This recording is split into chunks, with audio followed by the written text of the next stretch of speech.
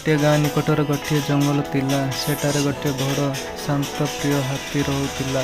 काहाकू भी केबे क्षति करुनथिला। सेतेबेले साहाय्य करबाकू इच्छा करुथिला। गोटे दिन गाँरु गोटे छोट पिला जंगल को काट काटवाकू गले। से बहुत कमजोर छोट एवं निर्भीक थिला। किंतु जंगल रे अजाण स्थान को जाई से बाट जानी पारि नथिले। अंधार बढ़िबार लागिला। पिलाटी कांदी कांदी कहिला, मो घर को केमिति जीवी कही मते बंचेब कि? पिलाटी कांदी कहिला। ठीक सेतिक बेले गोटिए हाथी आसिला। बड़ शरीर लंब दांत देखि पिलाटी भयभीत हो गलानी। किंतु हाथीटी मात्र हसी सुंदर शब्द कहिला।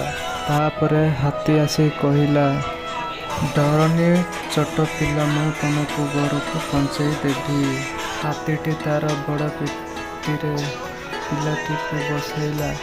जंगलर कंटालिया पत गभीर जड़ एवं छोट नदी सब अटकाई से पिलाटी को सुरक्षित भाव गाँव को पहुँचैला।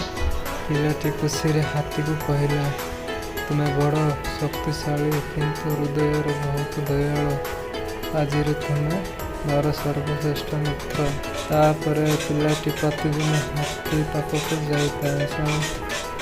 से मैंने दुई जन खेलुले, फल घंटी खाऊले, आनंद समय काटुले। बड़ बा छोट, शक्तिशाली बा दुर्बल, साहाय्यकारी मित्र हृदय दया और साहाय्य भाव रुहे।